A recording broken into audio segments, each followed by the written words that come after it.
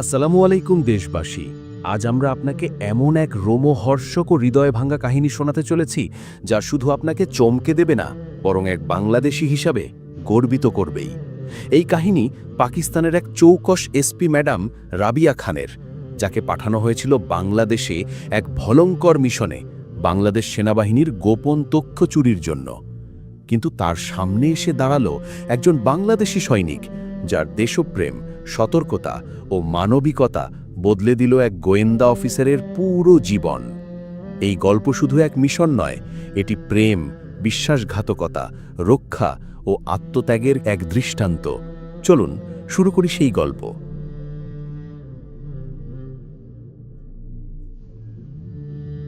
পাকিস্তানের লাহোর শহরের এক গোপন সামরিক ঘাঁটিতে আইএসআই গোয়েন্দা সংস্থার গুরুত্বপূর্ণ বৈঠক বসেছে। ঘরের পরিবেশ থমথমে, দেওয়ালে সেনা মানচিত্র ঝোলানো, টেবিলের ওপর ছড়ানো বাংলাদেশের বিভিন্ন সীমান্ত এলাকা চিহ্নিত করা ম্যাপ। উপস্থিত রয়েছে পাকিস্তানের সামরিক গোয়েন্দা বিভাগের শীর্ষস্থানীয় কর্মকর্তারা।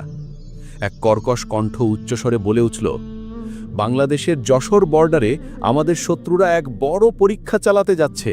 শুধু অস্ত্রই নয়, তাদের নতুন এনক্রিপ্টেড কমিউনিকেশন কোডও লঞ্চ হবে। কোনো উত্তেজনা ছাড়াই আরেক কর্মকর্তা ঠান্ডা স্বরে বললেন, এই কোড আমাদের চাই, যে কোনো মূল্যে। কে যাবে এই মিশনে? তখনই ঘরের এক কোণে বসা এক মহিলা ধীর গম্ভীর স্বরে বললেন, হুজুর, আমাকে পাঠান। তিনি হলেন এসপি রাবিয়া খান। তীক্ষ্ণ চেহারা, আত্মবিশ্বাসী চোখ, ঠান্ডা কণ্ঠস্বর। বললেন, আমি ওদের হৃদয়ে প্রবেশ করব আর তথ্য এনক্রিপ্ট করে এনে আপনাদের হাতে তুলে দেব। ওদের বোকা ভাববেন না, কিন্তু আমি ওদের থেকেও এক ধাপ এগিয়ে থাকব। বৈঠকে সিদ্ধান্ত হল, রাবিয়াকে বাংলাদেশে পাঠানো হবে ছদ্মবেশে। তাকে পরিচয় দেওয়া হবে এক ২৬ বছর বয়সী গরিব বিধবা নারী সিমরন হিসাবে, যার স্বামী মারা গেছে এবং এখন সে কাজের খোঁজে পথে পথে ঘুরছে। বাংলাদেশ সীমান্তের এক গোপন পথে রাবিয়া, এখন সিমরন, গোপনে প্রবেশ করল। তার কাছে আছে জাল আইডি কার্ড, জন্ম সনদ ও একটি ছোট মোবাইল স্যাটেলাইট রাউটার। কয়েকদিনের মধ্যেই সে পেয়ে গেল এক গৃহপরিচারিকার চাকরি যশোরের এক অবসরপ্রাপ্ত সেনা কর্মকর্তা সুবেদার জামান চৌধুরীর বাড়িতে। জামান সাহেব একা থাকেন বৃদ্ধা মাকে নিয়ে। তার স্ত্রী অনেক আগেই মারা গেছেন। একমাত্র ছেলে আরিফ এখনও বাংলাদেশ সেনাবাহিনীতে কর্মরত, দেশের বিভিন্ন প্রান্তে বদলিতে থাকেন। সিমরন দ্রুত নিজের কাজ দিয়ে সবার মন জয় করে নিল। সে ছিল পরিপাটি, মার্জিত, নামাজি ও চুপচাপ, কিন্তু বাইরের শান্ত চেহারার আড়ালে চলছিল ভয়ঙ্কর মিশন। সে গোপনে বাড়ির বিভিন্ন অংশে লাগিয়ে ফেলল মাইক্রো ক্যামেরা ও রেকর্ডিং ডিভাইস। প্রতিদিন সন্ধ্যায় সেনাবাহিনীর কিছু অবসরপ্রাপ্ত বা কর্মরত অফিসার সুবেদার সাহেবের বাড়িতে দেখা করতে আসতেন। তাদের কথোপকথন গোপনে রেকর্ড করে রাতের অন্ধকারে সেই স্যাটেলাইট রাউটারের মাধ্যমে ডেটা পাকিস্তানে পাঠিয়ে দিত রাবিয়া। সুবেদার সাহেবের পাশের বাড়িতে থাকত এক তরুণ সৈনিক, জাওয়াদ। বয়স মাত্র ৩০, বিজিবিতে কর্মরত, সাহসী ও দেশপ্রেমে উজ্জ্বল। সে প্রায়ই সুবেদার সাহেবের বাড়িতে আসত খোঁজ নিতে, খেতে বা একটু গল্প করতে। একদিন হঠাৎ তার নজরে পড়ে নতুন পরিচারিকা সিমরন। অদ্ভুত সুন্দরী, অচেনা চোখের গভীরতা। জাওয়াদ একটু অবাক হয়। প্রথমে সন্দেহ নয়, বরং কৌতূহল জন্মায়। সে সিমরনকে জিজ্ঞেস করে, আপনি পড়াশোনা করেছিলেন? সিমরন হালকা হাসি দিয়ে বলে, জীবনই আমার সবচেয়ে বড় স্কুল ছিল। অল্প স্বল্প পড়েছি, তবে এখন শুধু বাঁচার চেষ্টা করছি। ধীরে ধীরে কথোপকথন শুরু হয়। জাওয়াদ যতই এগোয়, ততই সে সিমরনের প্রতি আকৃষ্ট হয়। ছোট ছোট অজুহাতে সে সিমরনের সামনে আসে। চা চাওয়া, ঘরে লবণ শেষ, রাতে বাতি ঠিকমতো জ্বলছে না, ইত্যাদি। কিন্তু রাবিয়া, মানে সিমরন, এই সব বুঝতে পারছিল। সে জানত তার মিশন আবেগ নয়। যদি জাওয়াদ তাকে সন্দেহ করে, তাহলে মিশনই শেষ। তাই সে অত্যন্ত হিসাব করে জাওয়াদকে দূরে রাখছিল। কিন্তু মনের কথা সবসময় চাপা থাকে না। এক রাতে জাওয়াদ সিমরনের ঘরের জানালার কাছে এলো। সাধারণ কৌতূহল থেকে নয়, তাকে মনে হচ্ছিল যেন কিছু একটা গোপন হচ্ছে। সে দেখল সিমরন তখন ছোট পোশাকে ঘুমাচ্ছে না, বরং সম্পূর্ণ সজাগ অবস্থায় বসে আছে ল্যাপটপের সামনে। একটি অদ্ভুত যন্ত্রের মাধ্যমে সে কিছু ডেটা এনক্রিপ্ট করে পাঠাচ্ছিল। জাওয়াদ স্তব্ধ। সে কিছু না বলে ফিরে যায়। পরদিন সে সিমরনকে একা পেয়ে প্রশ্ন করে, তুমি কে? রাতে কি করছিলে? সিমরনের মুখ ফ্যাকাশে হয়ে যায়, কিন্তু সে ভয় পায় না। সে জানত এই মুহূর্তে ভুল করলে ধরা পড়ে যাবে, তাই সে একটা বুদ্ধি আটে। আমি সব বলবো, তবে তুমি কথা দাও আমার ক্ষতি করবে না। আমি এখন শুধু বাঁচতে চাই। জাওয়াদ মনে মনে দ্বিধায় পড়ে যায়। সে ভালোবাসা অনুভব করে, কিন্তু একজন সৈনিক হিসাবে সন্দেহও করছে। সেই রাতে সিমরন এসে জাওয়াদের ঘরে ঢোকে। তাদের মধ্যে কি ঘটেছিল তা কেউ জানে না, কিন্তু এর পরদিন থেকেই সিমরন ডেটা পাঠানো বন্ধ করে দেয়। একদিকে মিশন, আরেকদিকে জাওয়াদের মমতা। সিমরনের ভেতরে চলছিল দ্বন্দ্ব। জাওয়াদও বুঝতে পারছিল সে ভালোবেসে ফেলেছে, কিন্তু দেশপ্রেম, কর্তব্য। সে সাবধানে সিমরনের বসানো সব ক্যামেরা খুলে ফেলতে শুরু করে। পাকিস্তানে আইএসআই দেখল যে গত কয়েকদিনে কোনো ডেটা যাচ্ছে না। তারা ধরে নিল রাবিয়া হয়তো ধরা পড়েছে। তাই শুরু হলো অপারেশন গুলিস্তান 24। 4 জন প্রশিক্ষিত সন্ত্রাসীকে বাংলাদেশ সীমান্তে পাঠানো হয়। তাদের লক্ষ্য যশোরে অবসরপ্রাপ্ত সেনা কর্মকর্তাদের এক বৈঠকে হামলা চালানো। ওদিকে জাওয়াদ সেনা সূত্র থেকে গোপন খবর পায় যে সীমান্তে কিছু অস্বাভাবিক চলাফেরা হচ্ছে। সে সিমরনকে জিজ্ঞেস করে, তোমার পাকিস্তান এবার কি করতে চলেছে? সিমরন চুপ করে থাকে। তার চোখে ভয়ে, কিন্তু মুখে কোনো উত্তর নেই। জাওয়াদ এবার আর চুপ থাকতে পারে না। সে সিমরনের ঘর তল্লাশি করে পায় একটি গোপন ক্যামেরা ডিভাইস, যা তখনও চালু। সে সঙ্গে সঙ্গে সমস্ত রেকর্ডিং তুলে দেয় সেনাবাহিনীর কাছে। সেই রাতেই তাদের মধ্যে তীব্র ঝগড়া হয়। জাওয়াদ বলে, সত্যি বলো, তুমি কি এখনো পাকিস্তানের সাথে যুক্ত? সিমরন হাউমাউ করে কাঁদতে থাকে।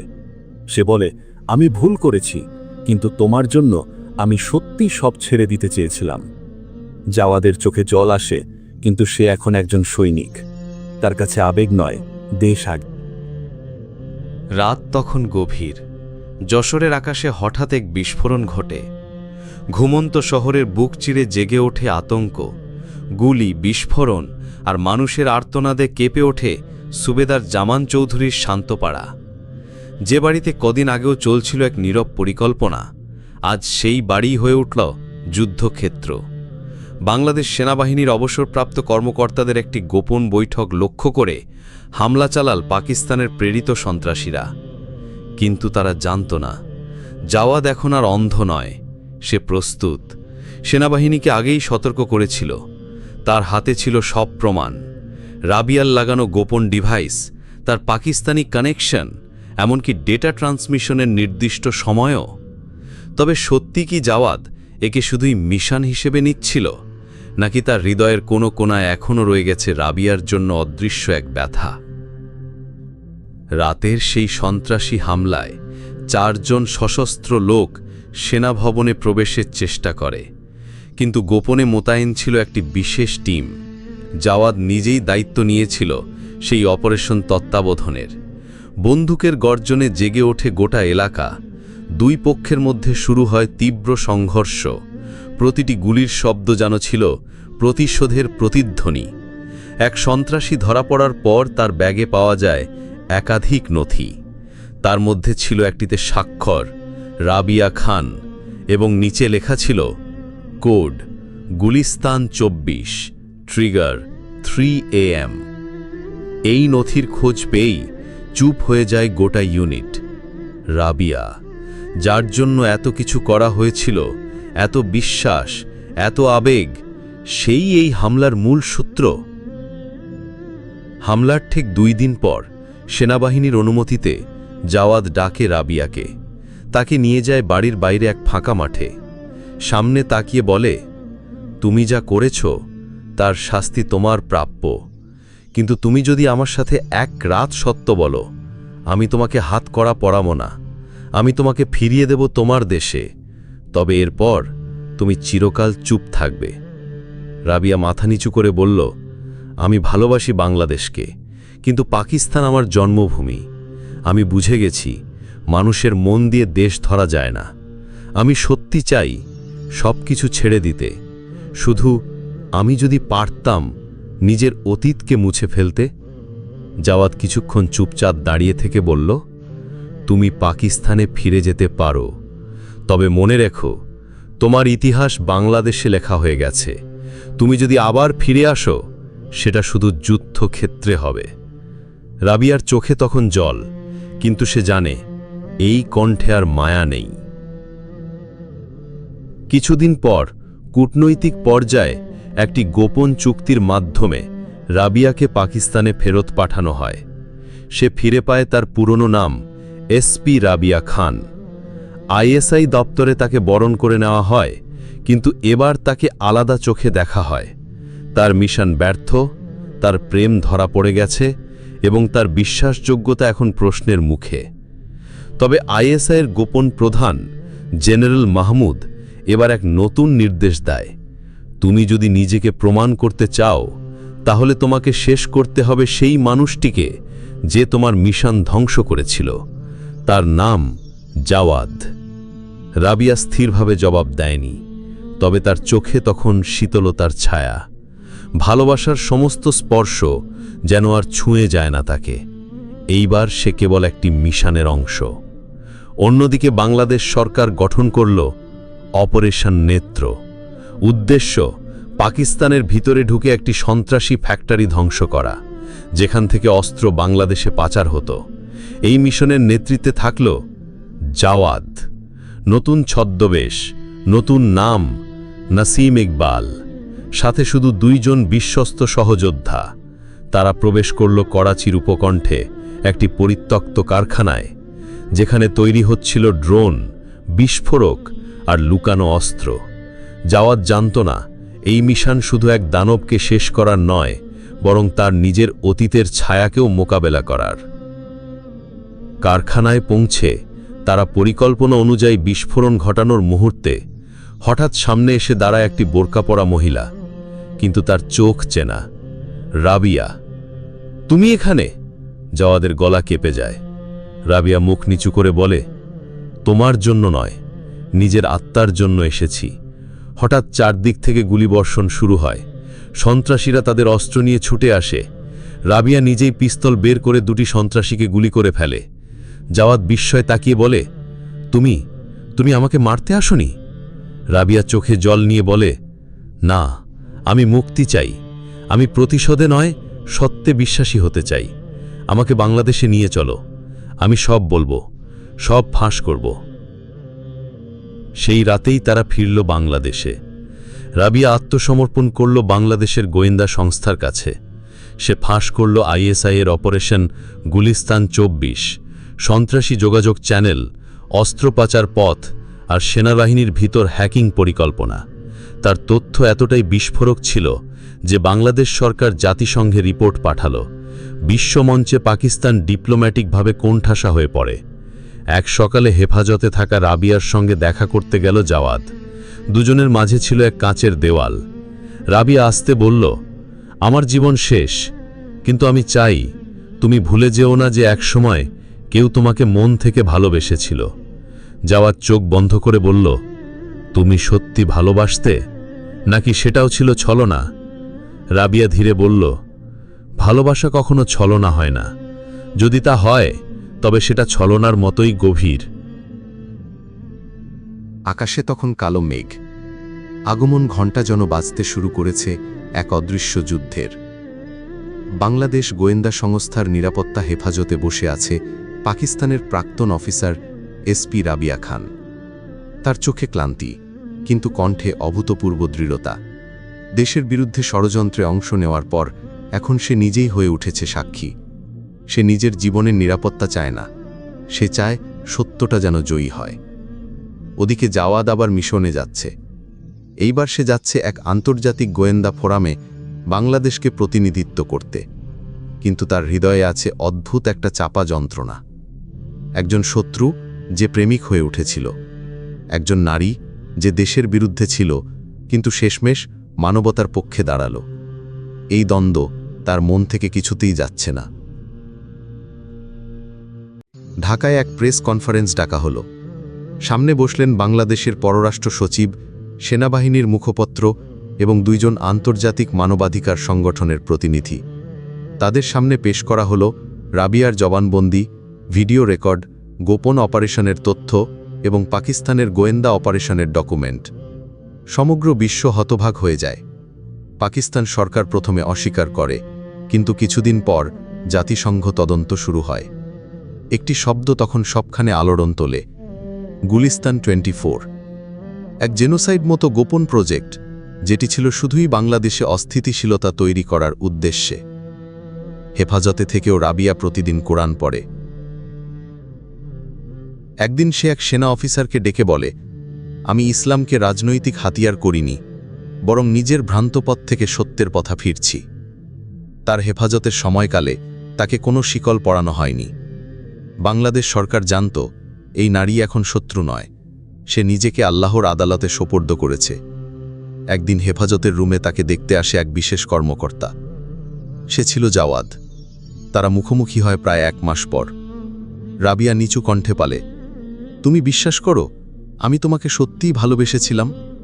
জাওয়াদ তাকিয়ে থাকে কিছুক্ষণ, তারপর বলে, আমি বিশ্বাস করি তুমি এখন যা বলছো সেটা সত্য, কিন্তু সময়ের কাছে প্রেমও বিচার পায়। এই শান্তির পরিবেশে আবার নেমে আসে অন্ধকার। পাকিস্তানের একটি বিচ্ছিন্ন সংগঠন, যাদের রাবিয়ার বিশ্বাসঘাতকতা সহ্য হয়নি, তারা পাঠায় এক ঘাতক। উদ্দেশ্য রাবিয়াকে খুন করা। জেলখানার নিরাপত্তা ঘুমিয়ে পড়ে এক রাতে। এক ছায়া প্রবেশ করে সেই হেফাজতের ভবনে। কিন্তু জাওয়াদ আগে থেকেই সম্ভাবনা বুঝেছিল। সে গোপনে সেই রাত্রে ভবনে উপস্থিত ছিল। ঘাতক যখন রাবিয়ার কক্ষে প্রবেশ করে ছুরি নিয়ে, তখনই আলো জ্বলে ওঠে। জাওয়াদ সামনে এসে দাঁড়ায়। দুজনের মধ্যে হাতাহাতি হয়। একটি ছুরি জাওয়াদের হাতে লাগে, কিন্তু সে ঘাতককে কাবু করে ফেলে। পরে জানা যায় ঘাতক একজন প্রাক্তন আইএসআই এজেন্ট। তার মিশন ছিল ক্লিন আপ অপারেশন, রাবিয়াকে চিরতরে মুছে দেওয়া। রাবিয়ার বিরুদ্ধে কোনো আনুষ্ঠানিক অভিযোগ আনা হয়নি। বাংলাদেশ সরকার বিবেচনা করল তার দেওয়া তথ্য দেশের উপকারে এসেছে, হাজারো জীবন বাঁচিয়েছে। তবে সে চাইলে নিজের ইচ্ছায় দেশে থাকতে পারবে না। তাকে তৃতীয় কোনো দেশে স্থানান্তর করতে হবে। জাতিসংঘের সহায়তায় রাবিয়াকে একটি নিরপেক্ষ দেশে হিউম্যানিটেরিয়ান অ্যাসাইলাম দেওয়া হয়, তুর্কি। বিদায়ের দিন সকালে জাওয়াদ বিমানবন্দরে আসে। রাবিয়া তাকে দেখে হাসে, জোরে নয়, ভিতর থেকে, যেমন ভালোবাসা ভেঙে গেলে হাসি আসে। সে জিজ্ঞেস করে, তুমি কি আজও আমায় ঘৃণা করো? জাওয়াদ বলে, আমি ঘৃণা করি না, আমি তোমাকে ইতিহাসে রাখতে চাই, একজন বিশ্বাসঘাতক যে অবশেষে সত্যকে বেছে নিয়েছিল। রাবিয়া বলে, আমার জীবনে প্রেম এসেছিল একটি ভুল সময়ে, একটি ভুল পরিচয়, কিন্তু সেটাই আমাকে শুদ্ধ করেছে। যদি আবার দেখা হয় আমি আর ছদ্মবেশে থাকব না। 1 বছর কেটে গেছে। তুর্কিতে একটি আন্তর্জাতিক সেমিনারে বক্তব্য রাখছে এক নারী, রাবিয়া খান। তার topic, terror, truth and transformation, A spice confession. বিশ্বজুড়ে আলোড়ন তোলে তার বক্তব্য। ওদিকে বাংলাদেশে জাওয়াদ এখন লেফটেন্যান্ট কর্নেল। তার মুখে কম কথা, কিন্তু চোখে আছে গভীরতা। এক রাতে তার মোবাইলে আসে একটি মেসেজ, আমি এখন পবিত্র হিজাব পরে সত্যের পথে হাঁটি। তুমি আমায় ক্ষমা করেছ, এখন আমি নিজেকে ক্ষমা করার চেষ্টা করছি। সেই মেসেজ পড়ে জাওয়াদ আকাশের দিকে তাকায়। তার মুখে এক টুকরো হাসি, সেই নির্ভর হাসি যা আসে দায়িত্ব পালন করার পর। এই গল্প শুধুই প্রেম বা প্রতিশোধের নয়, এটি বিশ্বাসঘাতকতা থেকে সত্যের পথে ফেরা, একটা দেশপ্রেমিক সৈনিকের সতর্কতা এবং একজন শত্রুর মানবিক রূপ পাওয়ার গল্প। বাংলাদেশ এক শত্রুকে ক্ষমা করেছে, তার চোখের জলের জন্য নয়, তার হৃদয় পরিবর্তনের জন্য।